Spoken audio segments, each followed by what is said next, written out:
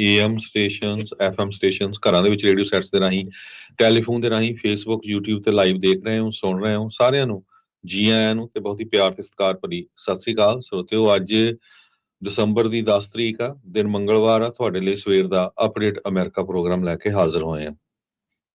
ਸਾਡੇ ਅੱਜ ਦੇ ਇਸ ਪ੍ਰੋਗਰਾਮ ਨੂੰ ਤੁਹਾਡੇ ਸਾਰਿਆਂ ਤੱਕ ਪਹੁੰਚਾਉਣ 'ਚ ਸਹਿਯੋਗ ਕਰਦੇ ਨੇ ਖਾਲਸਾ ਇੰਸ਼ੋਰੈਂਸ ਏਜੰਸੀ, ਜਿਨ੍ਹਾਂ ਦੇ ਕੋਲੋਂ ਹਰ ਇੱਕ ਤਰੀਕੇ ਦੀ ਇੰਸ਼ੋਰੈਂਸ ਕਰਵਾ ਸਕਦੇ ਹੋ। ਇੰਸ਼ੋਰੈਂਸ ਬਾਰੇ ਪਤਾ ਕਰਨ ਲਈ ਕਾਲ ਕਰ ਸਕਦੇ ਹੋ 408-272-2500 ਦੇ ਉੱਤੇ। ਟਿਰਕੀਆਣਾ ਇਮੀਗ੍ਰੇਸ਼ਨ ਲਾ ਫਰਮ, US ਇਮੀਗ੍ਰੇਸ਼ਨ ਦਾ ਹੋਵੇ ਕਿਸੇ ਵੀ ਤਰੀਕੇ ਦਾ ਕੰਮ, ਕਾਲ ਅਟਰਨੀ ਜੇ ਟਿਰਕੀਆਣਾ 415-909-0503।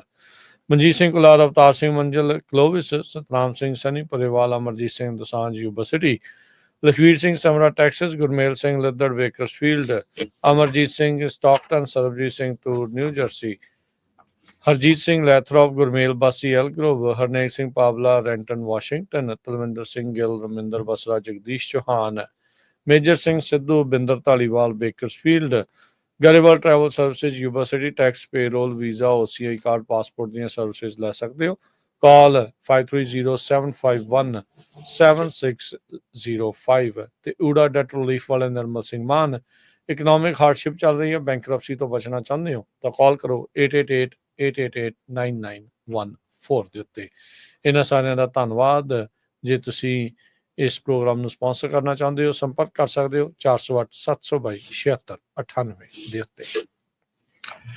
ਅੱਜ ਦੀਆਂ ਖਬਰਾਂ ਤੋਂ ਪਹਿਲਾਂ ਰਾਜਕਰਮਵੀਰ ਸਿੰਘ ਜੀ, ਅੱਜ ਦਸੰਬਰ ਦੀ 10 ਤਰੀਕ ਆ ਤੇ ਦਸੰਬਰ ਦੀ 10 ਤਰੀਕ ਨੂੰ ਹਮੇਸ਼ਾ ਹੀ ਮਨੁੱਖੀ ਹੱਕਾਂ ਦਾ ਦਿਨ ਮੰਨਿਆ ਜਾਂਦਾ ਹੈ, ਹਿਊਮਨ ਰਾਈਟਸ ਡੇ ਕਰਕੇ। 76ਵਾਂ ਵਰ੍ਹਾ ਹੈਗਾ ਜਦੋਂ ਹੁਣ 10 ਦਸੰਬਰ ਜਿਸ ਦਿਨ ਮਨੁੱਖੀ ਅਧਿਕਾਰ ਦਿਵਸ ਮਨਾਇਆ ਜਾਂਦਾ ਹੈਗਾ। ਬਹੁਤ ਸਾਰੇ ਸਿੱਖ ਕਾਲੀਆਂ ਦਸਤਾਰਾਂ ਵੀ ਸਜਾਉਂਦੇ ਹੈਗੇ ਇਸ ਦਿਨ, ਕਿਉਂਕਿ ਜੋ ਸਿੱਖਾਂ ਦਾ ਘਾਣ ਹੋਇਆ ਸੀ ਉਹਦੇ ਸੰਬੰਧ ਦੇ ਵਿੱਚ ਜਸਵੰਤ ਸਿੰਘ ਖਾਲੜਾ ਹੋਣਾ ਨੇ ਜਿਹੜੀ ਰਿਪੋਰਟ ਛਾਪੀ ਸੀ, ਉਹਦਾ ਬਣਿਆ ਤਾਂ ਕੁਛ ਨਹੀਂ, ਪਰ ਦੁਨੀਆ ਦੇ ਵਿੱਚ ਜਿਹੜਾ ਭਾਰਤ ਦਾ ਚਿਹਰਾ ਆ ਉਹ ਨੰਗਾ ਕਰ ਦਿੱਤਾ ਸੀ। ਇਹ ਜੇ ਦੱਸਦੇ ਜਾਈਏ, ਕਹਿੰਦੇ ਵੀ 1939 ਤੋਂ 1945 ਦੇ ਵਿੱਚ ਲੱਖਾਂ ਦੇ ਹਿਸਾਬ ਨਾਲ ਮੌਤਾਂ ਹੋਈਆਂ ਤੇ ਯਹੂਦੀਆਂ ਦੀ ਵੱਡੀ ਪੱਧਰ ਤੇ ਨਸਲਕੁਸ਼ੀ ਹੋਈ ਸੀ। ਤੇ ਜਰਮਨ ਦਾ ਜਿਹੜਾ ਅਡੋਲਫ ਹਿਟਲਰ ਸੀ, ਉਸ ਨੇ ਲੱਖਾਂ ਹੀ ਲੋਕਾਂ ਨੂੰ ਅਣਮਨੁੱਖੀ ਤਸੀਹੇ ਦਿੱਤੇ ਸੀ। ਉਸ ਤੋਂ ਬਾਅਦ ਦੂਜੀ ਸੰਸਾਰ ਜੰਗ ਦੇ ਕਤਲੇਆਮ ਤੋਂ ਬਾਅਦ ਵੱਖ-ਵੱਖ ਮੁਲਕਾਂ ਦੇ ਲੀਡਰਾਂ ਨੇ ਸੋਚਿਆ ਸੀ ਵੀ ਅਸੀਂ ਇੱਕ ਏਦਾਂ ਦੀ ਸੰਸਥਾ ਬਣਾਈ ਜਾਵੇ ਤਾਂ ਕਿ ਤੀਜਾ ਸੰਸਾਰ ਜੰਗ ਜਿਹੜਾ ਆ ਉਸ ਤੋਂ ਬਚਿਆ ਜਾ ਸਕੇ। ਸੋ 1945 ਦੇ ਵਿੱਚ UNO ਦੀ ਜਾਣੀ ਕਿ ਸੰਯੁਕਤ ਰਾਸ਼ਟਰ ਸੰਘ ਦੀ ਜਿਹੜੀ ਸਥਾਪਨਾ ਕੀਤੀ ਗਈ ਸੀ। ਪਹਿਲੀ ਵਾਰੀ 10 ਸਤੰਬਰ 1948 ਨੂੰ universal declaration of human rights ਮਨਾਇਆ ਗਿਆ ਸੀ, ਜਿਹਦੇ ਵਿੱਚ 58 ਦੇਸ਼ਾਂ ਦੇ ਮੈਂਬਰ ਸੀ ਤੇ 10 ਦਸੰਬਰ ਨੂੰ ਮਾਨਵੀ ਹੱਕਾਂ ਦੀ ਘੋਸ਼ਣਾ ਜਿਹੜੀ ਆ ਉਹ ਕੀਤੀ ਗਈ ਸੀ। ਸੋ ਸਿੱਖਾਂ ਨਾਲ ਕੀ ਕੁਝ ਵਾਪਰਿਆ ਤੁਹਾਡੇ ਸਾਹਮਣੇ ਹੈਗਾ। ਸੋ ਇਸ ਦਿਨ ਨੂੰ ਆਪਾਂ ਨੂੰ ਯਾਦ ਕਰਨਾ ਚਾਹੀਦਾ। ਦੁਨੀਆ ਦੇ ਕਿਸੇ ਵੀ ਹਿੱਸੇ ਦੇ ਵਿੱਚ ਕਿਸੇ ਵੀ ਬੰਦੇ ਦੇ ਨਾਲ ਧੱਕਾ ਨਹੀਂ ਹੋਣਾ ਚਾਹੀਦਾ। ਅੱਜ ਕੱਲ ਤੁਹਾਨੂੰ ਪਤਾ ਹੀ ਆ ਵੀ ਮਿਡਲ ਈਸਟ ਦੇ ਵਿੱਚ, ਯੂਕਰੇਨ ਦੇ ਵਿੱਚ ਜੋ ਕੁਝ ਵਾਪਰ ਰਿਹਾ ਹੈਗਾ, ਸਾਨੂੰ ਸਿੱਖਾਂ ਨੂੰ, ਆਪਣੇ ਆਂਢੀਆਂ ਗੁਆਂਢੀਆਂ ਨੂੰ, ਬਾਕੀ ਲੋਕਾਂ ਨੂੰ ਵੀ ਜਿਹੜਾ ਦੱਸਣਾ ਚਾਹੀਦਾ ਵੀ ਸਾਡੇ ਤੇ ਵੀ ਜਿਹੜਾ ਇੰਨਾ ਵੱਡਾ ਜਿਹੜਾ ਜ਼ੁਲਮ ਹੋਇਆ ਹੈਗਾ ਆ। ਸੋ ਇਸੇ ਕਰਕੇ ਬਹੁਤ ਸਾਰੇ ਸਿੱਖ, ਜਿਸ ਤਰ੍ਹਾਂ ਮੈਂ ਤੁਹਾਨੂੰ ਦੱਸਿਆ ਆ ਵੀ ਬਲੈਕ ਟਰਬਨ ਡੇ ਕਰਕੇ ਵੀ ਇਸ ਦਿਨ ਨੂੰ ਮਨਾਉਂਦੇ ਹੈਗੇ ਆ। ਤੇ ਸਾਨੂੰ ਜਿਹੜੀ ਚੜ੍ਹਦੀ ਕਲਾ ਵਾਲੀ ਕਹਿੰਦੇ ਵਿਚਾਰਧਾਰਾ ਜਿਹੜੀ ਰੱਖਣੀ ਚਾਹੀਦੀ ਆ। 9ਵੇਂ ਪਾਤਸ਼ਾਹ ਗੁਰੂ ਤੇਗ ਬਹਾਦਰ ਸਾਹਿਬ ਨੇ ਭੈ ਕਾਹੂ ਕੋ ਦੇਤ ਨੈ ਭੈ ਮਾਨਤ ਆਨ ਦੇ ਅਨੁਸਾਰ ਨਾ ਡਰ ਦੇਣਾ ਤੇ ਨਾ ਡਰ ਸਹਿਣ ਦਾ ਸਿਧਾਂਤ ਦਿੱਤਾ ਹੈਗਾ। ਸੋ ਇਹ UNO ਦੇ ਹਿਊਮਨ ਰਾਈਟਸ ਡੇ ਦੇ ਉੱਤੇ ਸਭ ਤੋਂ ਵਧੀਆ ਜਿਹੜੀ ਸਟੇਟਮੈਂਟ ਆ ਇਹ ਢੁਕਦੀ ਹੈਗੀ ਆ। ਬਿਲਕੁਲ ਹਰਜੋਤ ਸਿੰਘ ਜੀ, ਬੜਾ ਅਹਿਮ ਦੇਣ ਤੇ ਸਿੱਖਾਂ ਦੀ ਇਹ ਹਮੇਸ਼ਾ ਹੀ ਇਸ ਮਾਮਲੇ ਦੇ ਵਿੱਚ ਆਪਾਂ ਆਪਣੀ ਕੌਮ ਦੀ ਇਹ ਗੱਲ ਜਿਹੜੀ ਉਹ ਦੱਸਦੇ ਹਾਂ, ਸਿਫਤ ਆ ਵੀ ਜਿੱਥੇ ਵੀ ਕਿਤੇ ਲੋੜ ਹੁੰਦੀ ਉਹ ਹਮੇਸ਼ਾ ਹੀ ਮਜ਼ਲੂਮ ਦੇ ਨਾਲ ਖੜਦੇ ਆਏ ਆ, ਚਾਹੇ ਉਹ ਗਜਨੀ ਦੇ ਬਾਜ਼ਾਰਾਂ ਤੋਂ ਲੈ ਕੇ ਤੇ ਹੁਣ ਜਿੱਦਾਂ ਤੁਸੀਂ ਗੱਲ ਆਖੀ ਆ ਵੀ ਜਿੱਥੇ ਧੱਕਾ ਹੋ ਰਿਹਾ, ਚਾਹੇ ਉਹ ਪੈਲਸਤੀਨ ਆ ਤੇ ਚਾਹੇ ਕੋਈ ਹੋਰ ਮੂਲ ਦੇ ਲੋਕ ਨੇ ਦੁਨੀਆ ਭਰ ਦੇ ਵਿੱਚ, ਉਹਨਾਂ ਦੇ ਨਾਲ ਹਮੇਸ਼ਾ ਖੜਦੇ, ਉਹਨਾਂ ਦੀ ਆਵਾਜ਼ ਨੂੰ ਬੁਲੰਦ ਜਿਹੜੇ ਉਹ ਕਰਦੇ ਆਏ ਆ।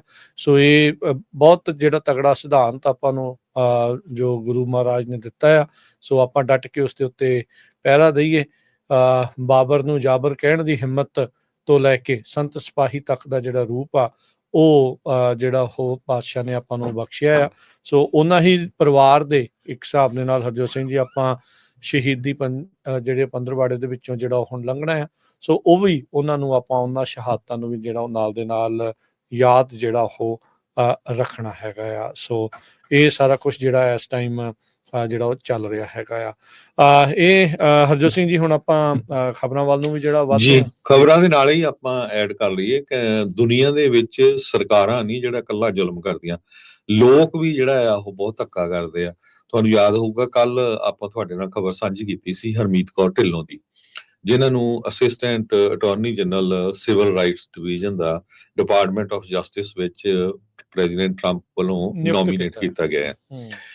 ਉਹਨਾਂ ਦੇ ਸੰਬੰਧ ਦੇ ਵਿੱਚ ਇੰਨੇ ਜ਼ਿਆਦਾ ਕਈ ਜਿਹੜੇ ਹਿੰਦੂ ਮੂਲ ਦੇ ਲੋਕ ਆ ਔਖੇ ਹੋਏ ਆ। ਉਹਨਾਂ ਨੇ ਟਵਿੱਟਰ ਦੇ ਉੱਤੇ, ਇੰਸਟਾਗ੍ਰਾਮ ਦੇ ਉੱਤੇ ਇੰਨੀਆਂ ਜਿਹੜੀਆਂ ਹੇਟ ਵਾਲੇ ਜਿਹੜੇ ਕਮੈਂਟ ਪਾਏ ਆ।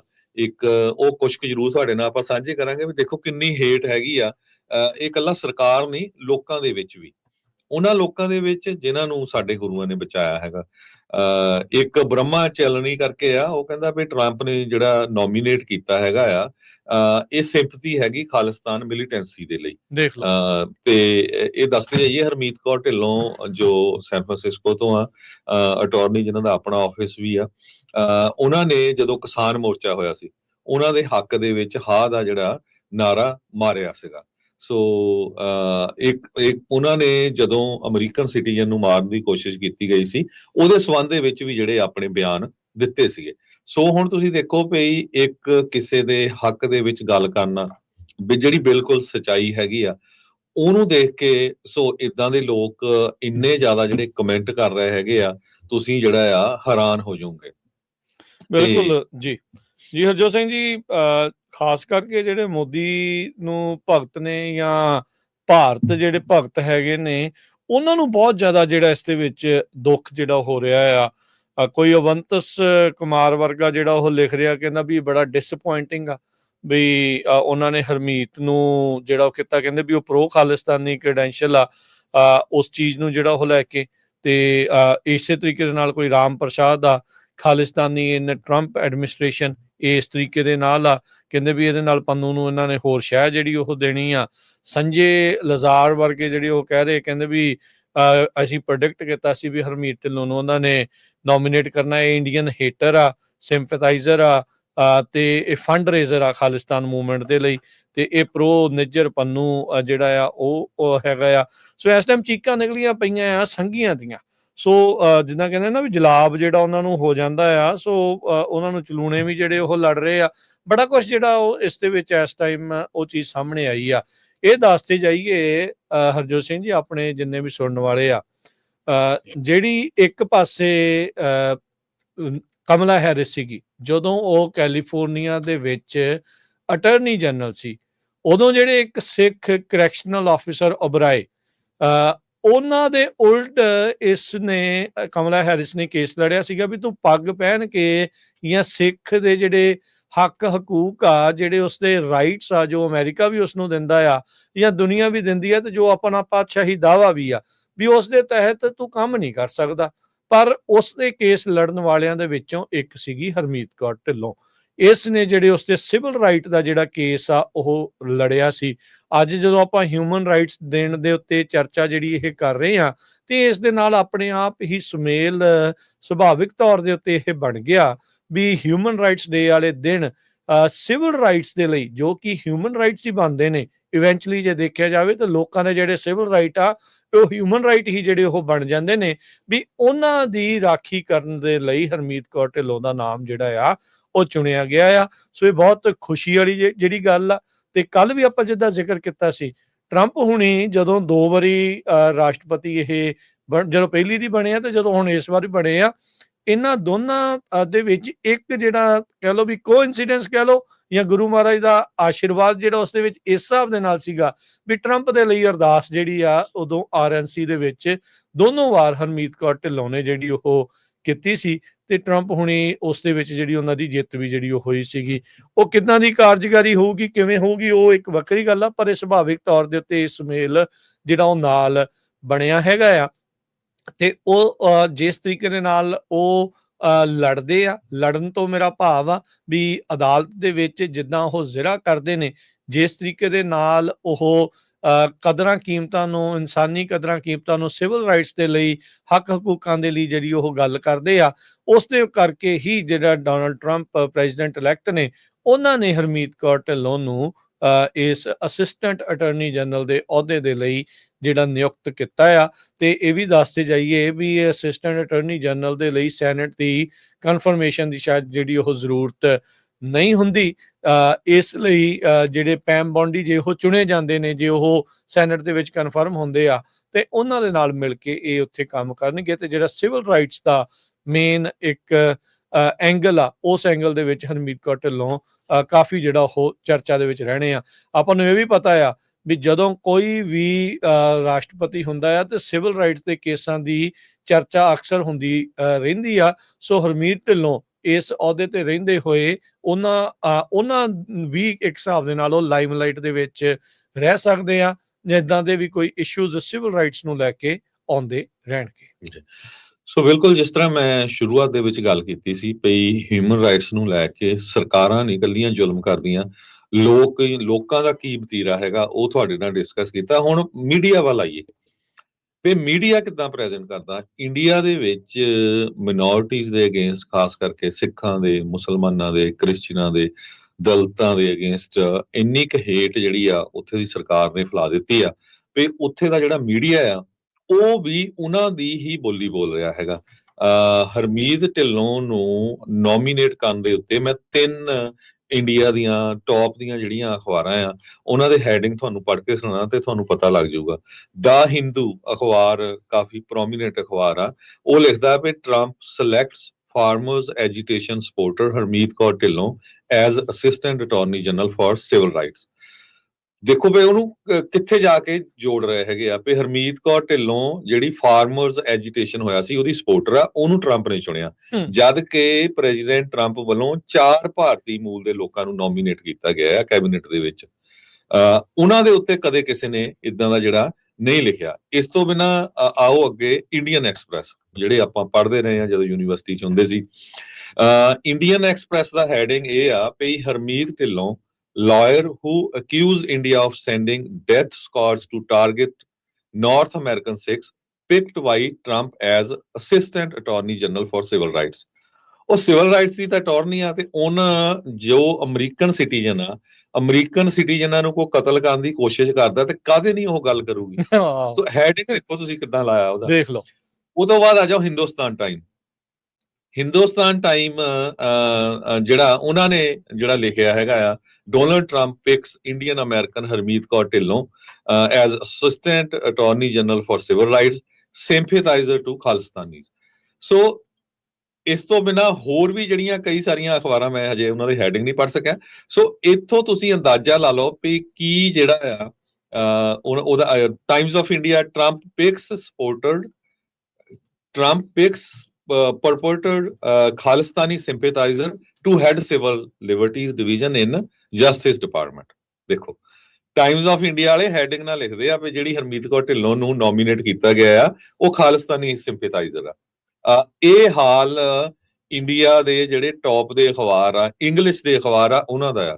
ਬਾਕੀ ਜਿਹੜੇ ਹਿੰਦੀ ਦੇ ਜਾਂ ਹੋਰ ਅਖਬਾਰ ਹੋਣੇ ਆ ਉਹਨਾਂ ਤੋਂ ਤੁਸੀਂ ਅੰਦਾਜ਼ਾ ਲਾ ਸਕਦੇ ਹੈਗੇ ਆ ਵੀ ਕਿੰਨੀ ਕੁ ਜਿਹੜੀ ਹੇਟ ਆ ਉਹ ਫੈਲਾਈ ਜਾ ਰਹੀ ਆ। ਉਹ ਵੀ ਹਿਊਮਨ ਰਾਈਟਸ ਡੇ ਵਾਲੇ ਦਿਨ, ਅੱਜ ਹਿਊਮਨ ਰਾਈਟਸ ਡੇ ਆ, ਅੱਜ ਦੀਆਂ ਅਖਬਾਰਾਂ ਦੇ ਹੈਡਿੰਗ ਆ ਜਿਹੜੇ ਮੈਂ ਤੁਹਾਡੇ ਨਾਲ ਸਾਂਝੇ ਕਰ ਰਿਹਾ ਹਾਂ। ਜੀ ਬਿਲਕੁਲ ਜੀ, ਇਹ ਇਸ ਟਾਈਮ ਜਿਹੜੀ ਚੀਜ਼ ਆ ਉਹ ਆਪਣੇ ਸਾਹਮਣੇ ਹੈਗੀ ਆ। ਤੇ ਬਾਕੀ ਜਿਹੜਾ ਆ ਇਸ ਦੇ ਵਿੱਚ ਕੋਈ ਦੋ ਰਾਵਾਂ ਨਹੀਂ ਹੈਗੀਆਂ ਵੀ ਕੀ ਕੁਛ ਜਿਹੜਾ ਉਹ ਚੱਲ ਰਿਹਾ ਆ। ਸੋ ਸੰਘੀਆਂ ਨੂੰ, ਖਾਸ ਕਰਕੇ ਜਿਹੜੇ ਭਾਰਤ ਪੱਖੀਆਂ ਨੂੰ, ਮੋਦੀ ਪੱਖੀਆਂ ਨੂੰ, ਇਹਨਾਂ ਨੂੰ ਜਿਹੜੀ ਬਹੁਤ ਜ਼ਿਆਦਾ ਤਕਲੀਫ ਜਿਹੜੀ ਹੋਈ ਆ ਹਰਮੀਤ ਢਿੱਲੋਂ ਦੇ ਇਸ ਤਰੀਕੇ ਦੇ ਨਾਲ ਉਹਨਾਂ ਨੂੰ ਜਿਹੜਾ ਨੋਮੀਨੇਟ ਕਰਨ ਦੇ ਲਈ, ਉਹਨਾਂ ਨੂੰ ਨਿਯੁਕਤ ਕਰਨ ਦੇ ਲਈ, ਜੋ ਇਹ ਸਾਰਾ ਕੁਝ ਆਪਣੇ ਜਿਹੜਾ ਉਹ ਸਾਹਮਣੇ ਆਇਆ ਆ। ਸੋ ਇਹ ਵਧੀਆ ਉਹਦਾ ਚੀਜ਼ ਹੋਈ ਆ। ਮੈਂ ਇਸ ਐਂਗਲ ਤੋਂ ਵੀ ਜਿਹੜਾ ਹਰਜੋਤ ਸਿੰਘ ਜੀ ਆਪਾਂ ਦੇਖਦੇ ਹਾਂ ਵੀ ਜਿਸ ਤਰੀਕੇ ਦੇ ਨਾਲ ਤੁਲਸੀ ਗੱਬੜ, ਕੈਸ਼ ਪਟੇਲ, ਵਿਵੇਕ ਰਾਮਾ ਸਵਾਮੀ, ਹੋਰ ਜਿਹੜੇ ਕੁਝ ਅਜਿਹੇ ਚਿਹਰੇ ਆਏ ਆ ਜਿਨ੍ਹਾਂ ਦੇ ਉੱਤੇ ਇਸ ਚੀਜ਼ ਨੂੰ ਲੈ ਕੇ ਜ਼ਰੂਰ ਸਵਾਲ ਜਾਂ ਕਹਿ ਲਓ ਵੀ ਸ਼ੱਕ ਸੀਗਾ ਵੀ ਇਹ ਭਾਰਤ ਦੀ ਪੱਖ ਦੀ ਗੱਲ ਜਿਹੜੀ ਉਹ ਜ਼ਿਆਦਾ ਨਾ ਕਰਨ, ਸਿੱਖਾਂ ਦੀ ਗੱਲ ਨੂੰ ਕਿਤੇ ਕੋਨੇ ਤੇ ਜਾਂ ਨੁੱਕਰ ਤੇ ਨਾ ਉਹ ਰੱਖ ਦੇਣ, ਉਹਨਾਂ ਨੂੰ ਆਵਾਜ਼ ਨਾ ਦਬ ਦੇਣ। ਹਰਮੀਤ ਢਿੱਲੋਂ ਦਾ ਇਸ ਐਡਮਿਨਿਸਟ੍ਰੇਸ਼ਨ ਦੇ ਵਿੱਚ ਆਉਣ ਦੇ ਨਾਲ ਇੱਕ ਸਿੱਖਾਂ ਦੇ ਲਈ ਰਾਹ ਕਹਿ ਲਓ ਵੀ ਉਹ ਬਣਦਾ ਆ ਵੀ ਉਹ ਟਰੰਪ ਐਡਮਿਨਿਸਟ੍ਰੇਸ਼ਨ ਦੇ ਵਿੱਚ ਸਿੱਖਾਂ ਦੇ ਹੱਕ ਹਕੂਕਾਂ ਦੀ ਗੱਲ ਕਰਨ ਵਾਲਾ ਕੋਈ ਨਾ ਕੋਈ ਜਿਹੜਾ ਉਹ ਉੱਥੇ ਹੋਵੇਗਾ। ਹੁਣ ਆਸਾਂ ਉਮੀਦਾਂ ਬਹੁਤ ਨੇ ਹਰਮੀਤ ਕੌਰ ਢਿੱਲੋਂ ਹੋਣਾ ਤੋਂ ਵੀ ਉਹ ਇਸ ਐਡਮਿਨਿਸਟ੍ਰੇਸ਼ਨ ਦੇ ਵਿੱਚ ਜੋ ਇਸ ਮੌਕੇ ਚੱਲ ਰਿਹਾ ਆ, ਜੋ ਸਿੱਖਾਂ ਦੀ ਆਵਾਜ਼ ਇਸ ਟਾਈਮ ਚੱਕੀ ਜਾ ਰਹੀ ਆ, ਉਸ ਆਵਾਜ਼ ਨੂੰ ਉਸੇ ਹੀ ਬੁਲੰਦੀ ਦੇ ਨਾਲ ਜਿਹੜਾ ਉਹ ਅੱਗੇ ਚੱਕਦੇ ਰਹਿਣ।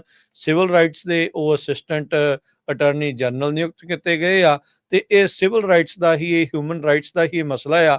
ਸਿੱਖਾਂ ਦੇ ਹੱਕਾਂ ਦੀ, ਉਹਨਾਂ ਦੇ ਰਾਈਟਸ ਦੀ ਜਿਹੜੀ ਇਸ ਦੇ ਵਿੱਚ ਗੱਲ ਹੈਗੀ ਆ। ਸੋ ਅਸੀਂ ਉਮੀਦ ਰੱਖਦੇ ਹਾਂ ਵੀ ਜਿਹੜੇ ਹਰਮੀਤ ਕੌਰ ਢਿੱਲੋਂ ਜਿਨ੍ਹਾਂ ਨੇ ਡੋਨਲਡ ਟਰੰਪ ਹੋਣਾ ਦੇ ਲਈ RNC ਦੇ ਵਿੱਚ ਅਰਦਾਸ ਵੀ ਕੀਤੀ ਆ 2 ਵਾਰ, ਤੇ ਉਹ ਇੱਕ ਬਹੁਤ ਵਧੀਆ ਆਪਣੀ ਲਾਅ ਦੀ ਪ੍ਰੈਕਟਿਸ ਵੀ ਰਨ ਕਰ ਰਹੇ ਆ ਸੈਨ ਫਰਾਂਸਿਸਕੋ ਬੇ ਏਰੀਏ ਦੇ ਵਿੱਚ। ਉਹ ਹੁਣ ਸਿਵਲ ਰਾਈਟਸ ਦੇ ਮੁੱਦਿਆਂ ਦੇ ਵਿੱਚ ਉਬਰਾਏ ਹੋਣਾ ਵਾਂਗੂ, ਜਿੱਦਾਂ ਉਹਨਾਂ ਨੇ ਸਿੱਖ ਦੀ ਬਾਂਹ ਫੜੀ ਸੀ, ਉਸ ਦੀ ਗੱਲ ਜਿਹੜੀ ਉਹ ਕੀਤੀ ਸੀ, ਉਸ ਨੂੰ ਕੇਸ ਜਿਹੜਾ ਉਹ ਜਿਤਾਇਆ ਸੀ, ਉਸੇ ਤਰੀਕੇ ਦੇ ਨਾਲ ਜੋ ਟ੍ਰਾਂਸਨੈਸ਼ਨਲ ਰਿਪਰੈਸ਼ਨ ਦਾ ਮੁੱਦਾ ਆ, ਸਿੱਖ ਜੈਨੋਸਾਈਡ ਦਾ ਮਸਲਾ ਜੋ ਚੱਲ ਰਿਹਾ ਆ, ਤੇ ਜੋ ਸਿੱਖਾਂ ਨੂੰ ਬਦਨਾਮ ਕਰਨ ਦੀਆਂ ਕੋਝੀਆਂ ਚਾਲਾਂ, ਭਾਰਤ ਦੀ ਜਿਹੜੀ ਇੰਟਰਫੇਰੈਂਸ ਆ ਉਹ ਇੱਥੇ ਵੀ ਤੇ ਜਾਂ ਹੋਰ ਥਾਵਾਂ ਦੇ ਉੱਤੇ ਜੋ ਚੱਲ ਰਹੀ ਆ, ਉਸ ਦੇ ਵਿੱਚ ਇੱਕ ਅਹਿਮ ਭੂਮਿਕਾ ਜਿਹੜੀ ਉਹ ਨਿਭਾ ਸਕਦੇ ਆ। ਟਰੰਪ ਹੋਣਾ ਤੱਕ ਜਿਹੜੀ ਰਿਐਲਿਟੀ ਆ ਸਿੱਖਾਂ ਨੂੰ ਲੈ ਕੇ ਜਿਹੜੀ ਆ ਉਹ ਪੇਸ਼ ਕਰਨਗੇ, ਇਹੀ ਆਪਾਂ ਇਹਨਾਂ ਤੋਂ ਆਸ ਉਮੀਦ ਰੱਖਦੇ ਆ। ਜਿਹੜਾ ਟਰੰਪ ਉਹਨਾਂ ਨੇ ਟਵੀਟ ਵੀ ਕੀਤਾ ਸੀ, ਜਿਹਦੇ ਵਿੱਚ ਉਹਨਾਂ ਨੇ ਨੋਮੀਨੇਟ ਕੀਤਾ ਆ ਹਰਮੀਤ ਕੌਰ ਢਿੱਲੋਂ ਉਹਨਾਂ ਨੂੰ। ਉਹਨਾਂ ਨੇ ਬੜਾ ਕਲੀਅਰਲੀ ਲਿਖਿਆ ਵੀ ਉਹ ਸਿੱਖ ਰਿਲੀਜੀਅਸ ਗਰੁੱਪ ਦੀ ਪ੍ਰੋਮੀਨੈਂਟ ਮੈਂਬਰ ਹੈਗੀ ਆ। ਸੋ ਉਹਦੇ ਵਿੱਚ ਉਹਨਾਂ ਨੇ ਮੈਂਸ਼ਨ ਕੀਤਾ ਬਿਲਕੁਲ ਸਿੱਖ ਧਰਮ ਦਾ। ਤੇ ਅਗਲੀਆਂ ਖਬਰਾਂ ਵੱਲ ਆਈਏ। ਰਾਜਕਰਮਵੀਰ ਸਿੰਘ ਜੀ, ਕੱਲ ਆਪਾਂ ਖਬਰ ਸਾਂਝੀ ਕੀਤੀ ਸੀ ਪਈ ਕੈਲੀਫੋਰਨੀਆ ਦੇ ਵਿੱਚ, ਖਾਸ ਕਰਕੇ ਸਦਰਨ ਕੈਲੀਫੋਰਨੀਆ ਦੇ ਵਿੱਚ ਜਿਹੜੀਆਂ ਹਵਾਵਾਂ ਆ ਉਹ ਬਹੁਤ ਤੇਜ਼ ਚੱਲੀਆਂ ਰਾਤੀ ਤੇ ਅੱਜ ਵੀ ਚੱਲ ਰਹੀਆਂ, ਜਿਹਦੇ ਨਾਲ ਅੱਗਾਂ ਦਾ ਬਹੁਤ ਵੱਡਾ ਖਤਰਾ ਬਣਿਆ ਹੋਇਆ ਆ। ਨਿਊਯਾਰਕ ਟਾਈਮਜ਼ ਅੱਜ ਰਿਪੋਰਟ ਕਰ ਰਹੀ ਆ ਵੀ ਪੈਪਰਡਾਈਨ ਯੂਨੀਵਰਸਿਟੀ ਮੈਲਬੂ ਵਾਲਾ ਜਿਹੜਾ ਏਰੀਆ ਹੈਗਾ, ਉੱਥੇ ਰਾਤੀ ਅੱਗ ਲੱਗੀ ਜੋ 2200 ਏਕੜ ਤੋਂ ਵੱਧ ਫੈਲ ਚੁੱਕੀ ਹੈਗੀ ਆ। ਹਜ਼ਾਰਾਂ ਦੀ ਗਿਣਤੀ ਦੇ ਵਿੱਚ ਲੋਕਾਂ ਨੂੰ ਇਵੈਕੂਏਟ ਕੀਤਾ ਗਿਆ ਆ। 10,000 ਤੋਂ ਵੱਧ ਲੋਕ ਜਿਹੜੇ ਮੈਲਬੂ ਸ਼ਹਿਰ ਦੇ, ਮੈਲਬੂ ਸਰੋਤਿਆਂ ਨੂੰ ਦੱਸੀ ਜਾਈਏ ਬੜਾ ਮਹਿੰਗਾ ਸ਼ਹਿਰ ਆ, ਬਹੁਤ ਸਾਰੇ ਹਾਲੀਵੁੱਡ ਦੇ ਜਿਹੜੇ ਐਕਟਰਸ ਆ ਉਹ ਇਸ ਸ਼ਹਿਰ ਦੇ ਵਿੱਚ ਰਹਿੰਦੇ ਆ। ਇੱਕ ਪਾਸੇ ਸਮੁੰਦਰ ਆ ਤੇ ਦੂਜੇ ਪਾਸੇ ਪਹਾੜੀ ਆ, ਪਹਾੜੀ ਦੇ ਉੱਤੇ ਘਰ ਹੈਗੇ ਆ। ਹਵਾ ਉੱਥੇ ਬਹੁਤ ਤੇਜ਼ ਚੱਲਦੀ ਆ। ਪਹਿਲਾਂ ਵੀ ਬਹੁਤ ਵਾਰ ਮੈਲਬੂ ਸੜ ਚੁੱਕਾ, ਮੈਲਬੂ ਦਾ ਬਹੁਤ ਸਾਰਾ ਹਿੱਸਾ ਅੱਗ ਦੀ ਭੇਂਟ ਚੜ ਚੁੱਕਾ ਹੈਗਾ ਆ। ਸੋ ਮੈਲਬੂ ਵਾਲਾ ਜਿਹੜਾ ਏਰੀਆ ਆ ਸੈਂਟਰਲ ਤੇ ਈਸਟਰਨ ਮੈਲਬੂ, ਜਿਹਦੇ ਵਿੱਚ 10,000 ਤੋਂ ਵੱਧ ਲੋਕਾਂ ਨੂੰ ਇਵੈਕੂਏਟ ਕੀਤਾ ਗਿਆ ਆ। ਉਸ ਤੋਂ ਬਿਨਾਂ ਹੁਣ ਲਾਸ ਐਂਜਲਸ ਸਾਈਡ ਨੂੰ ਵੀ, western limits of Los Angeles, ਜਿਹਦੇ ਵਿੱਚ ਸੰਤਾ ਮੋਨਿਕਾ ਮਾਊਂਟੇਨਸ ਆਉਂਦੇ ਹੈਗੇ ਆ, ਪਹਾੜੀਆਂ ਆਉਂਦੀਆਂ, ਉਸ ਏਰੀਏ ਦੇ ਵਿੱਚ ਵੀ ਇਵੈਕੂਏਸ਼ਨ ਆਰਡਰ ਜਾਰੀ ਕੀਤੇ ਗਏ ਆ। ਪੈਪਰਡਾਈਨ ਯੂਨੀਵਰਸਿਟੀ ਬੜੀ ਮਸ਼ਹੂਰ ਯੂਨੀਵਰਸਿਟੀ ਆ, ਉੱਥੇ ਸ਼ੈਲਟਰ ਇਨ ਪਲੇਸ ਆਰਡਰ ਜਿਹੜਾ ਜਾਰੀ ਕੀਤਾ ਗਿਆ ਹੈਗਾ।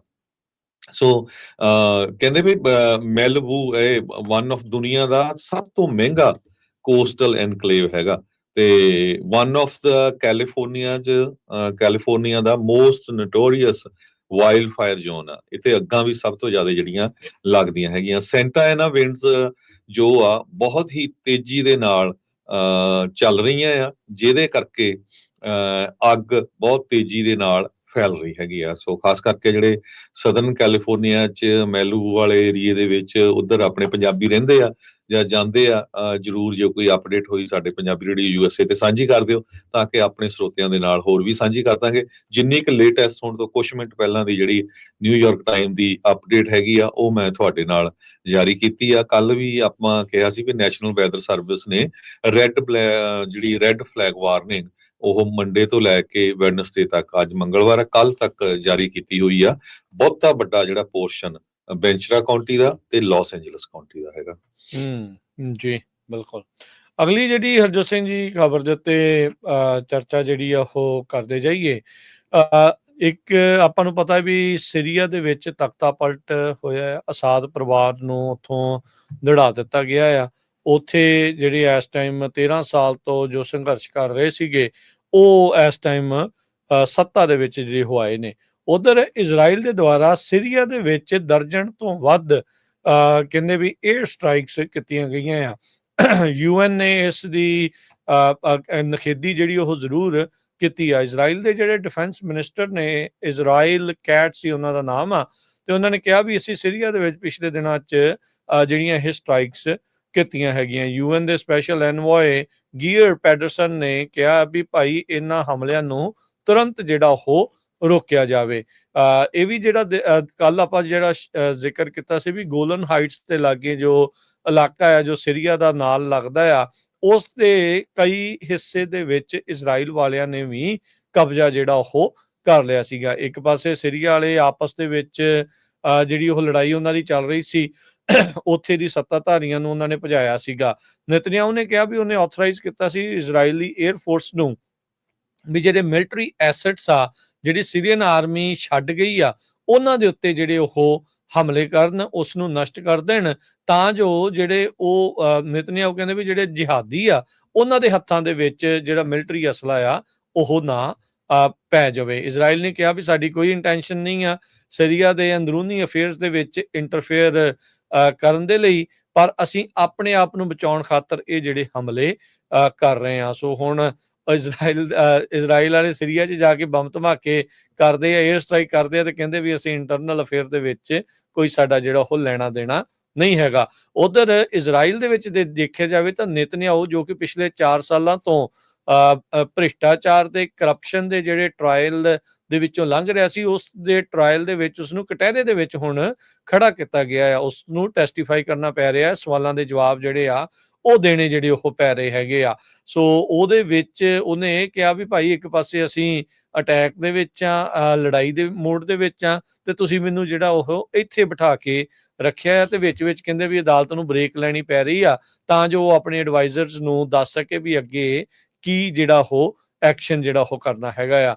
ਲੀਡਰ ਜਿਹੜਾ ਹੈਗਾ ਆ ਹਯਾਤ ਤਹਿਰੀਰ ਸ਼ਾਮ ਦਾ ਰੈਬਲ ਗਰੁੱਪ, ਜਿਸ ਨੇ ਅਸਾਦ ਨੂੰ ਬਾਹਰ ਦਾ ਰਸਤਾ ਜਿਹੜਾ ਉਹ ਦਿਖਾਇਆ ਆ, ਉਹਨੇ ਇਹ ਕਿਹਾ ਆ ਵੀ ਅਸੀਂ ਸੀਰੀਆ ਦੇ ਵਿੱਚ ਅਸਾਦ ਦੀ ਰਜੀਮ ਦੇ ਉਹਨਾਂ ਮੈਂਬਰਸ ਨੂੰ ਵੀ ਜਵਾਬਦੇਹ ਬਣਾਉਣਾ ਆ ਜਿਨ੍ਹਾਂ ਨੇ ਸੀਰੀਅਨ ਲੋਕਾਂ ਦੇ ਉੱਤੇ ਬਹੁਤ ਜ਼ਿਆਦਾ ਅਤਿਆਚਾਰ ਕੀਤਾ ਹੈ। ਜਿਹੜੀ ਕੱਲ ਜੇਲ੍ਹ ਦੀ ਹਰਜੋਤ ਸਿੰਘ ਜੀ ਤੁਸੀਂ ਗੱਲ ਕਰ ਰਹੇ ਸੀ, ਜਿੱਥੇ ਕਈ ਸਾਲਾਂ ਤੋਂ ਲੋਕਾਂ ਨੂੰ, ਸੀਰੀਅਨ ਲੋਕਾਂ ਨੂੰ ਜੋ ਅਸਾਦ ਦੇ ਉਲਟ ਬੋਲਦੇ ਸੀ ਬੰਨ ਕੇ ਰੱਖਿਆ ਸੀਗਾ ਜਾਂ ਉਹਨਾਂ ਨੂੰ ਜੇਲ੍ਹ ਦੇ ਵਿੱਚ ਰੱਖਿਆ ਸੀ, ਉਹ ਜੇਲ੍ਹ 'ਚ ਨਿਕਲਣ ਤੋਂ ਬਾਅਦ 'ਚ ਬਹੁਤ ਜ਼ਿਆਦਾ ਖੁਸ਼ ਸੀਗੇ ਤੇ ਕਹਿੰਦੇ ਵੀ ਅਸੀਂ ਬਹੁਤ ਖੁਸ਼ ਹਾਂ ਵੀ ਸੀਰੀਆ ਜਿਹੜਾ ਉਹ ਹੁਣ ਆਜ਼ਾਦ ਹੋਇਆ ਆ। ਸੀਰੀਆ ਦਾ ਮੁਹੰਮਦ ਅਲ ਬਸ਼ੀਰ, ਉਸ ਨੂੰ ਨਵਾਂ ਕੇਅਰ ਟੇਕਰ ਪ੍ਰਾਈਮ ਮਿਨਿਸਟਰ ਜਿਹੜਾ ਆ ਉਹ ਬਣਾਇਆ ਗਿਆ ਆ।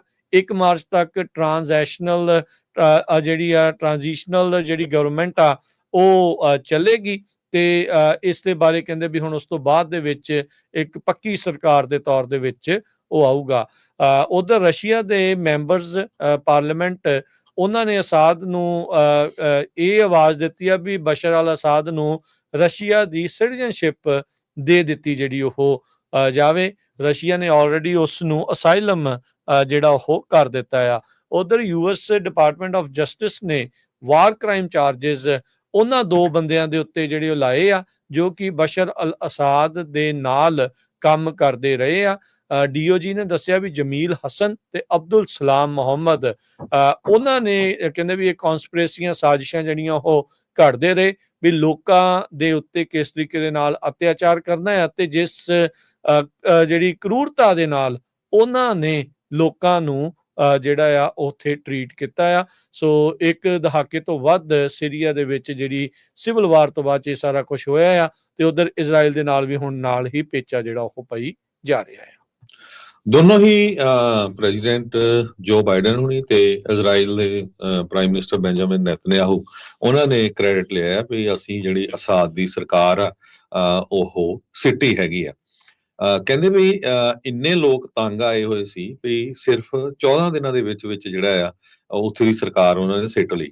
2011 ਦੇ ਵਿੱਚ ਅਰਬ ਕੰਟਰੀਜ਼ ਦੇ ਵਿੱਚ ਅਪਰਾਈਜ਼ਿੰਗ ਹੋਇਆ ਸੀ, ਬਹੁਤ ਸਾਰੇ ਮੁਲਕ ਜਿਹੜੇ ਆ ਉਹਨਾਂ ਦੇ ਲੀਡਰ ਜਿਹੜੇ ਡਿੱਗ ਪਏ ਸੀ, ਪਰ ਇਸ ਨੇ ਇੰਨਾ ਕੁ ਜ਼ੁਲਮ ਕੀਤਾ ਸੀ ਵੀ ਇਹ ਤੋਂ ਪਹਿਲਾਂ ਇਹਦਾ ਜਿਹੜਾ ਫਾਦਰ ਸੀਗਾ ਹਾਫਿਜ਼ ਅਲ ਅਸਾਦ, ਉਹਦੀ ਮੌਤ ਹੋ ਗਈ 2000 ਦੇ ਵਿੱਚ, ਤੇ ਬਾਅਦ ਦੇ ਵਿੱਚ ਇਹ ਜਿਹੜਾ ਪ੍ਰੈਜ਼ੀਡੈਂਟ ਉੱਥੇ ਦਾ ਬਣਿਆ ਸੀ ਤੇ ਲੋਕਾਂ ਨੂੰ ਜਿਸ ਤਰ੍ਹਾਂ ਰਾਜ ਕਨਵੀਰ ਸਿੰਘ ਉਹਨਾਂ ਨੇ ਦੱਸਿਆ ਹੀ ਆ ਵੀ ਜੇਲ੍ਹਾਂ ਦੇ ਵਿੱਚ ਗਰਾਊਂਡ ਦੇ ਵਿੱਚ ਜਾ ਕੇ ਅੰਡਰਗਰਾਊਂਡ ਜੇਲ੍ਹਾਂ ਬਣਾਈਆਂ ਸੀਆਂ ਉਹਨਾਂ ਦੇ ਵਿੱਚ ਰੱਖਿਆ ਸੀ ਤੇ 14 ਦਿਨਾਂ ਦੇ ਵਿੱਚ ਹੀ ਜਿਹੜੀ ਸਰਕਾਰ ਆ ਉਹ ਡਿੱਗ ਪਈ ਹੈਗੀ ਆ ਤੇ ਆਪ ਉਹ ਉੱਥੋਂ ਭੱਜ ਗਿਆ ਹੈਗਾ ਲੋਕ ਉੱਥੇ ਦੇ ਕਾਫੀ ਖੁਸ਼ ਹੈਗੇ ਆ ਇਨ ਟਰਮ ਗਵਰਨਮੈਂਟ ਉੱਥੇ ਦੀ ਜਿਹੜੀ ਆਲਰੇਡੀ ਬਣ ਗਈ ਹੈਗੀ ਆ ਜਿਹੜੀ ਰੈਵਲ ਬੈਕਡ ਫਿਗਰ ਆ ਇੱਕ ਪ੍ਰੋਮੀਨੈਂਟ ਹਾਲਾਂਕਿ ਕਹਿੰਦੇ ਵੀ ਇੰਨਾ ਉਹ ਮੁਲਕ ਦੇ ਵਿੱਚ ਮਸ਼ਹੂਰ ਨਹੀਂ ਹੈਗਾ ਉਹਨਾਂ ਨੂੰ ਜਿਹੜਾ ਆ ਇਨ ਟਰਮ ਪ੍ਰਾਈਮ ਮਿਨਿਸਟਰ ਚੁਣਿਆ ਗਿਆ ਮੁਹੰਮਦ ਅਲ ਬਸ਼ੀਰ ਲਿਟਲ ਨੋਨ ਕਹਿੰਦੇ across most of Syria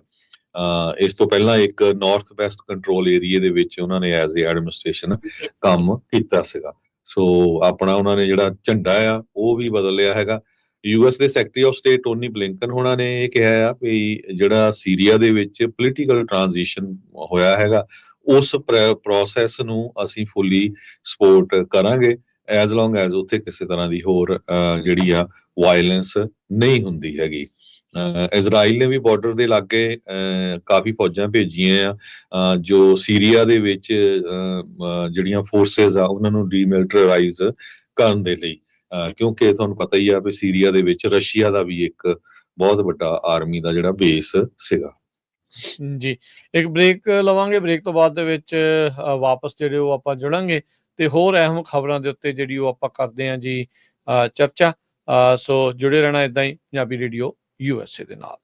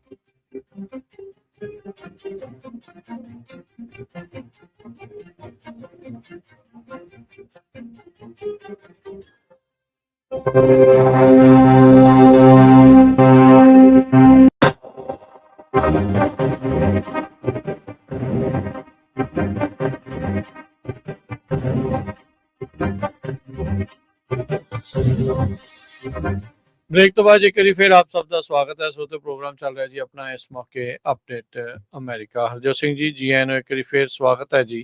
Sat Sri ਅਕਾਲ। ਸਤਿ ਸ਼੍ਰੀ ਅਕਾਲ, ਧੰਨਵਾਦ ਜੀ ਆਇਆਂ ਨੂੰ। ਜੀ ਅਗਲੀਆਂ ਖਬਰਾਂ ਵੱਲ ਚੱਲੀਏ। ਜਿਹੜੀ ਸਭ ਤੋਂ ਇੰਪੋਰਟੈਂਟ ਖਬਰ, ਯੂਨਾਈਟਿਡ ਹੈਲਥਕੇਅਰ CEO ਮਰਡਰ ਦੇ ਸੰਬੰਧ ਦੇ ਵਿੱਚ ਲਿਊਜੀ ਮੈਨਜਿਓਨੇ, ਜਿਸ ਨੂੰ ਚਾਰਜ ਕੀਤਾ ਗਿਆ, ਉਹਦਾ ਪਰਿਵਾਰ ਵੀ ਹੁਣ ਬੋਲ ਰਿਹਾ ਆ। ਆਪਾਂ ਕੱਲ ਤੁਹਾਡੇ ਨਾਲ ਸਾਂਝੀ ਕੀਤੀ ਸੀ ਵੀ ਇਹ ਇੱਕ ਆਰਡੀਨਰੀ ਬੰਦਾ ਨਹੀਂ ਸੀ, ਬੜੀ ਆਈਵੀ ਲੀਗ ਯੂਨੀਵਰਸਿਟੀ ਚੋਂ ਪੜ੍ਹਿਆ ਸੀ, ਆਪਣੇ ਹਾਈ ਸਕੂਲ ਦੇ ਵਿੱਚ ਵੈਲੇਡਿਕਟੋਰੀਅਨ ਰਿਹਾ ਹੈਗਾ। ਉਹਦਾ ਜਿਹੜਾ ਮੱਗ ਸ਼ਾਟ ਆ ਉਹ ਵੀ ਰਿਵੀਲ ਕੀਤਾ ਗਿਆ ਆ। ਬਹੁਤ ਹੀ ਚਲਾਕੀ ਦੇ ਨਾਲ ਉਸਨੇ ਜਿਹੜਾ ਇਹ ਕਤਲ ਕੀਤਾ ਵੀ ਕਿਤੇ ਉਹ ਫੜ ਨਾ ਹੋਵੇ, ਪਰ ਅਲਟੀਮੇਟਲੀ ਕਿਤੇ ਨਾ ਕਿਤੇ ਕਹਿੰਦੇ ਵੀ ਬੰਦਾ ਅੜ ਕੇ ਆ ਹੀ ਜਾਂਦਾ ਹੈਗਾ। ਉਹਦੇ ਜਿਹੜੇ ਹੁਣ ਘਰ ਦੀ ਵੀ ਤਲਾਸ਼ੀ ਲਈ ਗਈ ਆ, ਉਹਦੇ ਕੰਪਿਊਟਰਸ ਦੀ ਵੀ।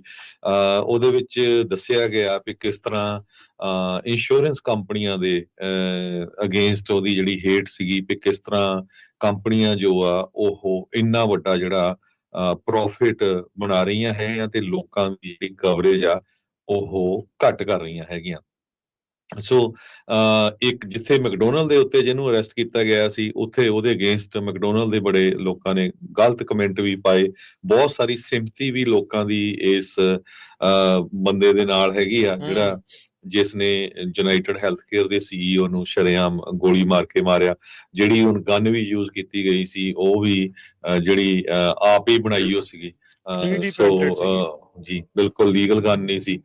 ਕਹਿੰਦੇ ਵੀ 3D ਪ੍ਰਿੰਟਡ ਲੋਡਰ ਰਿਸੀਵਰ ਤੇ ਸਾਇਲੈਂਸਰ, ਇਹ ਸਾਰਾ ਕੁਝ ਯੂਜ਼ ਕੀਤਾ ਸੀ। ਉਹਦਾ ਜਿਹੜਾ ਬੈਗ ਸੀ ਉਹਦੇ ਵਿੱਚ ਵੀ ਉਦਾਂ ਦਾ ਸਮਾਨ ਸੀਗਾ ਵੀ ਜਿਹਦੇ ਨਾਲ ਜਿਹੜਾ ਫੋਨ ਸੀ ਉਹ ਟਰੈਕ ਨਹੀਂ ਕੀਤਾ ਜਾ ਸਕਦਾ ਸੀ।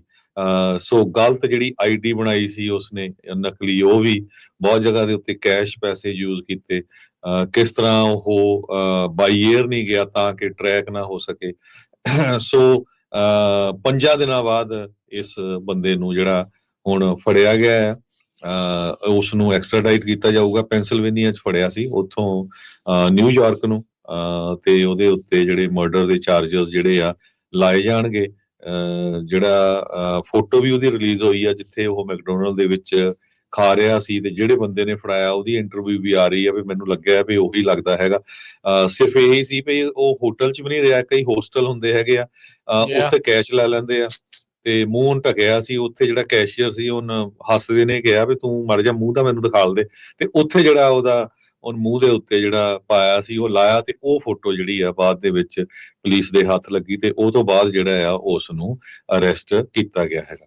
ਜੀ, ਇੱਕ ਜਿਹੜੀ ਚੀਜ਼ ਹਰਜੋਤ ਸਿੰਘ ਜੀ ਇਹ ਆ ਵੀ ਜੇ ਪੁਲਿਸ ਚਾਹੇ ਤਾਂ ਫੜ ਕਿਸੇ ਨੂੰ ਵੀ ਸਕਦੀ ਆ। ਬਿਲਕੁਲ ਇਹ ਇੱਕ ਵੱਖਰੀ ਗੱਲ ਆ ਵੀ ਇੱਕ ਆਮ ਬੰਦੇ ਦੇ ਲਈ ਤੇ ਇੱਕ CEO ਦੇ ਲਈ ਉਹਨਾਂ ਦੇ ਵਤੀਰੇ ਦੇ ਵਿੱਚ ਫਰਕ ਪੈ ਜਾਂਦਾ। ਕੋਈ ਮੰਨੇ ਚਾਹੇ ਨਾ ਮੰਨੇ, ਪਰ ਇਹ ਰਿਐਲਿਟੀ ਹੈ ਦੁਨੀਆ ਦੀ, ਇਹ ਜਿਹੜੀ ਆ ਇਹ ਰਿਐਲਿਟੀ ਜਿਹੜੀ ਉਹ ਹੈਗੀ ਆ।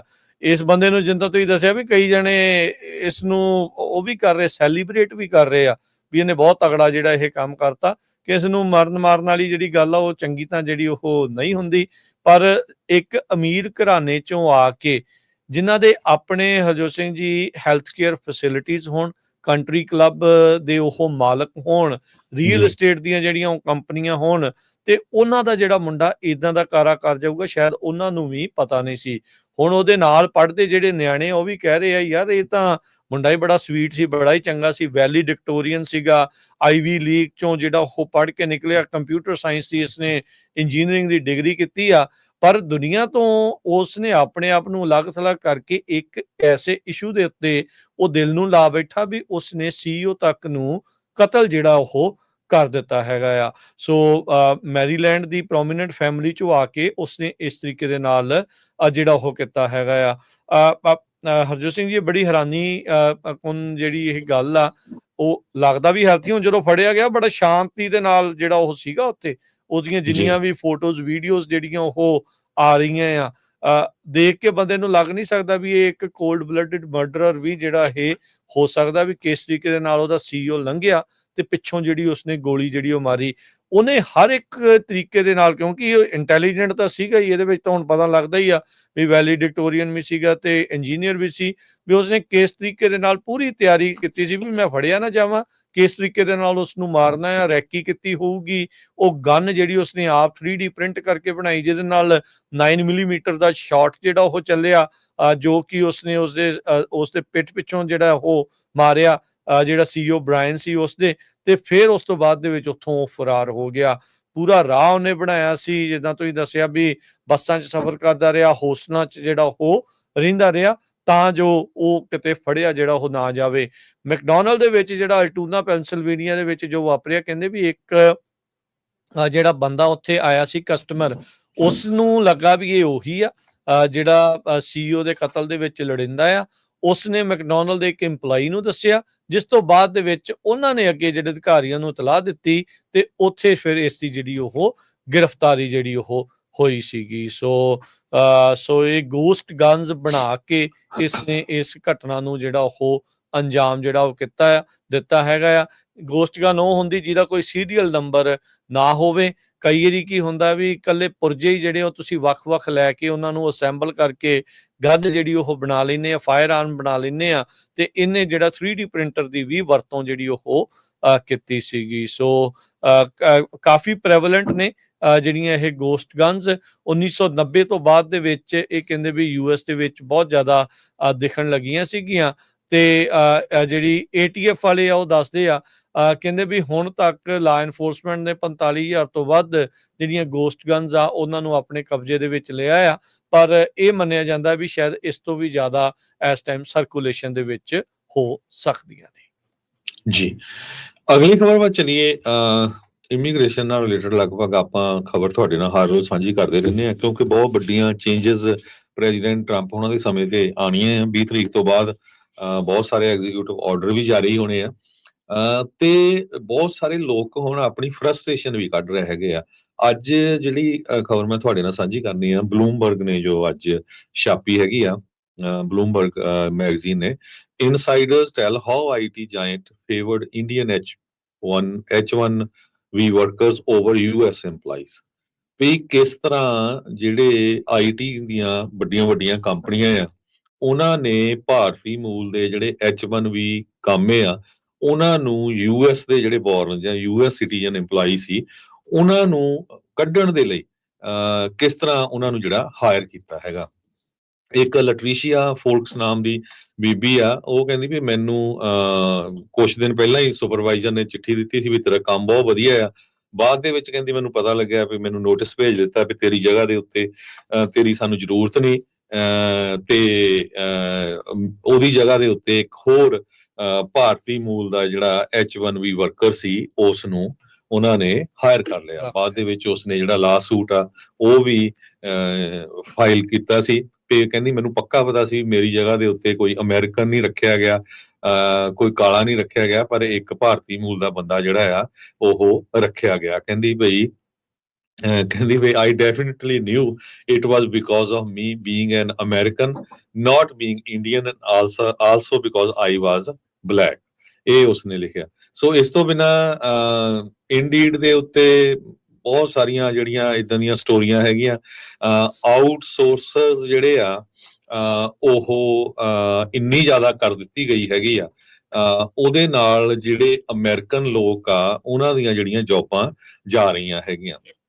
ਸੋ ਇਹ ਕਾਫੀ ਲੰਮਾ ਸਾਰਾ ਆਰਟੀਕਲ ਆ, ਵੱਖ-ਵੱਖ ਲੋਕਾਂ ਦੀਆਂ ਜਿਹੜੀਆਂ ਸਟੋਰੀਆਂ ਲਿਖੀਆਂ ਗਈਆਂ ਵੀ ਕਿਸ ਤਰ੍ਹਾਂ ਕੋਗਨੀਜੈਂਟ ਕੰਪਨੀ ਆ, ਹੋਰ ਟਾਟਾ ਕੰਸਲਟੈਂਸੀ ਆ, ਉਹਨਾਂ ਨੇ ਹਜ਼ਾਰਾਂ ਦੀ ਗਿਣਤੀ ਦੇ ਵਿੱਚ ਲੋਕਾਂ ਨੂੰ ਇੱਥੇ ਲਿਆਂਦਾ। ਫੈਡਰਲ ਲਾ ਹੈਗਾ, ਹਰ ਸਾਲ 85,000 ਲੋਕ H1B ਵੀਜ਼ੇ ਤੇ ਆ ਸਕਦੇ ਆ, ਤੇ ਜਿਹੜੇ ਇੱਥੇ ਦੇ ਲੋਕ ਸੀ ਉਹਨਾਂ ਦੀਆਂ ਜਿਹੜੀਆਂ ਨੌਕਰੀਆਂ ਆ ਉਹ ਚਲੇ ਗਈਆਂ। ਸੋ ਇਹ ਇੱਕ ਬਹੁਤ ਵੱਡਾ ਜਿਹੜਾ ਮੁੱਦਾ ਇਸ ਵਾਰੀ ਵੀ ਇਮੀਗ੍ਰੇਸ਼ਨ ਦੇ ਵਿੱਚ ਹੈਗਾ ਆ। ਹੁਣ ਦੇਖਦੇ ਆ, ਇੱਕ ਤੁਹਾਨੂੰ ਮੈਂ ਉਦਾਹਰਨ ਦਿੰਦਾ ਆ ਰਾਜਕਵੀਰ ਸਿੰਘ ਜੀ। ਸਾਡੇ ਪੰਜਾਬੀ ਰੇਡੀਓ USA ਦੇ ਟੀਮ ਦੇ ਉਹ ਮੈਂਬਰ ਵੀ ਰਹੇ ਆ। ਉਹ ਜਿਸ ਕੰਪਨੀ ਲਈ ਕੰਮ ਕਰਦੇ ਆ, ਉਹ ਸਕੂਲ ਦੀਆਂ ਜਿਹੜੀਆਂ ਬੱਸਾਂ ਆ ਉਹ ਉਹਨਾਂ ਨੂੰ ਕਿਸ ਤਰ੍ਹਾਂ ਮੈਨੇਜ ਕਰਨਾ, ਜਿਹੜੇ ਉਹ ਬੱਚਿਆਂ ਨੂੰ ਚੱਕ ਕੇ ਲਿਜਾਂਦੇ, ਉਹਨਾਂ ਦੀ ਟਾਈਮਿੰਗ ਉਹ ਸੌਫਟਵੇਅਰ ਪ੍ਰੋਗਰਾਮ ਯੂਜ਼ ਕਰਦੇ ਆ। ਸੋ ਉਸ ਕੰਪਨੀ ਨੇ ਪਹਿਲਾਂ ਤਾਂ ਇੱਥੇ H1B ਵੀਜ਼ੇ ਦੇ ਉੱਤੇ ਵੀ ਕੁਝ ਬੰਦੇ ਹਾਇਰ ਕੀਤੇ ਹੋਏ ਸੀ, ਬਾਕੀ ਹੋਰ ਵੀ ਸੀ। ਫੈਡਰਲ ਗਵਰਨਮੈਂਟ ਦਾ ਕੰਟਰੈਕਟ ਆ ਤੇ ਹੁਣ ਉਹ ਜਿਹੜਾ ਕੰਟਰੈਕਟ ਆ ਉਹ ਉਹਨਾਂ ਨੇ ਉਸ ਕੰਪਨੀ ਨੂੰ ਦੇਤਾ ਜਿਨ੍ਹਾਂ ਨੇ ਸਾਰੇ ਦਾ ਸਾਰਾ ਜਿਹੜਾ ਕੰਟਰੈਕਟ ਆ ਉਹ ਇੰਡੀਆ ਤੋਂ ਹੀ ਰਨ ਕਰਾਉਣਾ ਆ। ਉਹ ਕਹਿੰਦੇ ਵੀ ਜੇ ਅਸੀਂ $1,25,000 ਇੱਥੇ ਤਨਖਾਹ ਦਿੰਦੇ ਸੀ ਇੱਕ ਬੰਦੇ ਨੂੰ, ਉਨੇ ਦੇ ਵਿੱਚ ਤਾਂ ਅਸੀਂ ਉੱਥੇ 7-8 ਬੰਦੇ ਜਿਹੜੇ ਆ ਹਾਇਰ ਕਰ ਲਏ ਹੈਗੇ। ਹੁਣ ਦੇਖੋ ਵੀ US ਦੀ ਫੈਡਰਲ ਗਵਰਨਮੈਂਟ ਦਾ ਕੰਟਰੈਕਟ ਆ, ਅਮਰੀਕਾ ਦੇ ਵਿੱਚ ਸਕੂਲ ਦੇ ਬੱਚਿਆਂ ਦੀ ਜਿਹੜੀ ਬੱਸ ਸਰਵਿਸ ਹੁੰਦੀ ਹੈਗੀ ਆ, ਉਹ ਸੌਫਟਵੇਅਰ ਕੰਪਨੀ ਉਹਨੂੰ ਯੂਜ਼ ਕਰਦੇ ਆ ਵੀ ਕਿਹੜਾ ਬੱਚਾ ਕਿੱਥੇ ਰਹਿੰਦਾ, ਕਿੰਨੇ ਵਜੇ ਚੱਕਣਾ, ਕਿੰਨੇ ਵਜੇ ਛੱਡਣਾ, ਸਾਰਾ ਕੁਝ ਉਹਨਾਂ ਦੀ ਮੇਨਟੇਨੈਂਸ ਜਾਂ ਹੋਰ, ਤੇ ਉਹ ਪੂਰੇ ਦਾ ਪੂਰਾ ਕੰਟਰੈਕਟ ਜਿਹੜਾ ਆ ਉਹ ਇੰਡੀਆ ਦੇ ਵਿੱਚ ਦੇ ਦਿੱਤਾ ਗਿਆ ਹੈਗਾ। ਸੋ ਨੈਚੁਰਲੀ ਉਹਦੇ ਨਾਲ ਲੋਕਾਂ ਦੀਆਂ ਇੱਥੇ ਦੀਆਂ ਸਾਰਿਆਂ ਦੀਆਂ ਜੌਬਾਂ ਚੱਲ ਜਾਣੀਆਂ। ਬਹੁਤ ਫਿਕਰਮੰਦ ਹੈਗੇ ਆ, ਉਹ ਕਹਿੰਦੇ ਅਸੀਂ ਤਾਂ 15-15 ਘੰਟੇ ਵੀ ਕੰਮ ਕਰਦੇ ਆ ਵੀ ਸਾਡੀ ਜਿਹੜੀ ਜੌਬ ਆ ਉਹ ਇਸ ਟਾਈਮ ਕਿਤੇ ਨਾ ਚੱਲ ਜਾਏ, ਕਿਉਂਕਿ IT ਸੈਕਟਰ ਦੇ ਵਿੱਚ ਅੱਜ ਦੀ ਕੰਡੀਸ਼ਨ 'ਚ ਜੌਬਸ ਦੀ ਕੰਡੀਸ਼ਨ ਜਿਹੜੀ ਆ ਬਹੁਤ ਮਾੜੀ ਹੈਗੀ ਆ।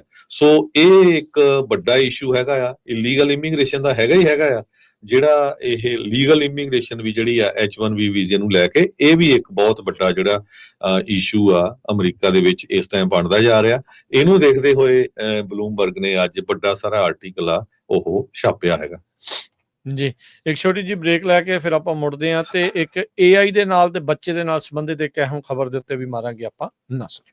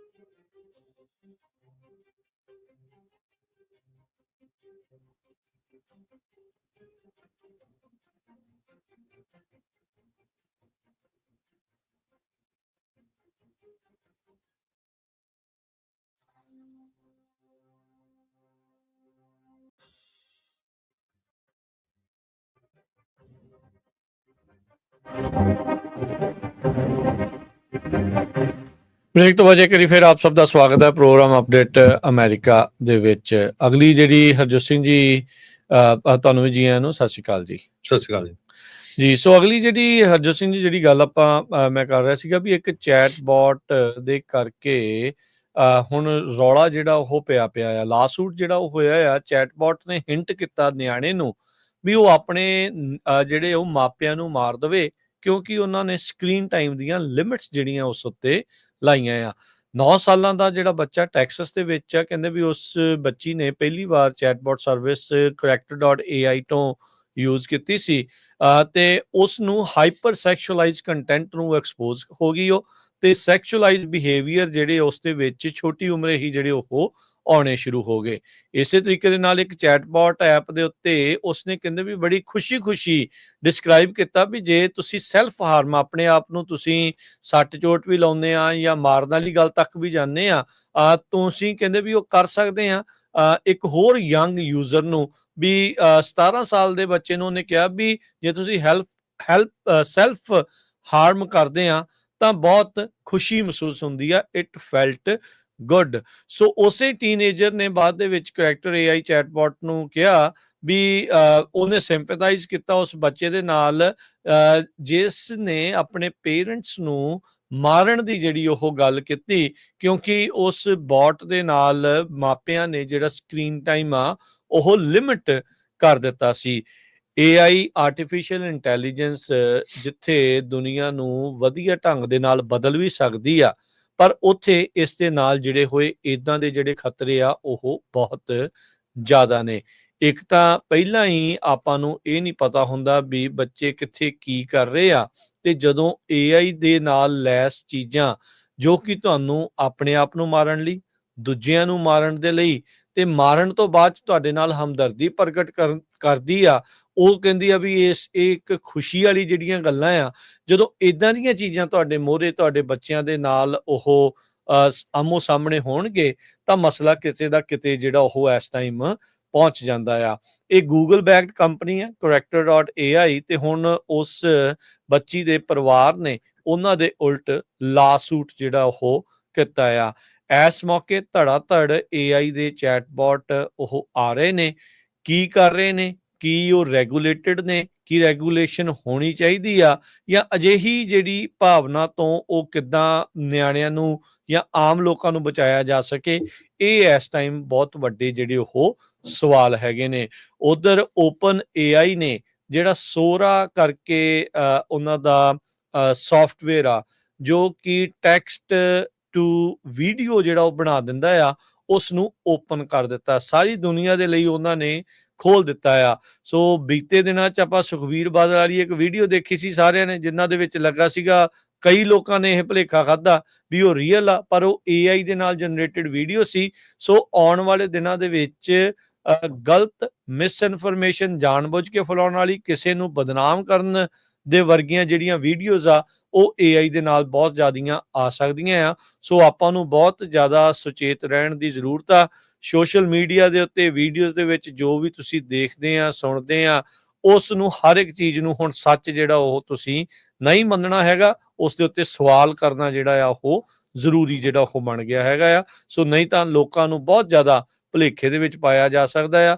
ਪ੍ਰੋਪੋਗੰਡਾ ਕਰਨਾ, ਲੋਕਾਂ ਨੂੰ ਕੰਟਰੋਲ ਕਰਨਾ, ਇਹ ਬਹੁਤ AI ਦੇ ਨਾਲ ਆਸਾਨ ਹੋ ਸਕਦਾ ਆ। ਤੁਸੀਂ ਇਹ ਦੇਖੋ ਵੀ 7-7, 9-9 ਸਾਲ ਦੇ ਨਿਆਣਿਆਂ ਨੂੰ AI ਦੇ ਕੁਝ ਚੈਟਬੋਟ ਆ, ਉਹ ਕੀ ਕੁਛ ਜਿਹੜਾ ਉਹ ਸਿਖਾ ਰਹੇ ਆ ਵੀ ਸਕਰੀਨ ਟਾਈਮ ਘੱਟ ਹੋਣ ਕਰਕੇ ਤੁਸੀਂ ਮਾਪਿਆਂ ਨੂੰ ਵੀ ਮਾਰ ਦਿਓ, ਤੇ ਜਾਂ ਫਿਰ ਉਹਨਾਂ ਨੂੰ ਹਾਈਪਰ ਸੈਕਸ਼ੂਅਲਾਈਜ਼ਡ ਕੰਟੈਂਟ ਜਿਹੜਾ ਉਹ ਦਿਖਾ ਕੇ ਬਚਪਨਾ ਹੀ ਜਿਹੜਾ ਉਹਨਾਂ ਤੋਂ ਖੋਲਿਆ ਜਾਂਦਾ ਆ। ਤੇ ਜਾਂਦੇ ਜਾਂਦੇ ਇੱਕ ਵਾਰੀ ਫਿਰ ਮੈਂ ਅਪਡੇਟ ਕਰਦਾ ਜਾਵਾਂ ਵੀ ਜੋ ਮੈਲਬੂ ਦੇ ਵਿੱਚ ਸਦਰਨ ਕੈਲੀਫੋਰਨੀਆ 'ਚ ਅੱਗ ਲੱਗੀ ਆ, ਉਹ ਹਾਈਵੇ 1 ਦੇ ਲਾਗੇ ਆਲਰੇਡੀ ਪਹੁੰਚ ਚੁੱਕੀ ਆ।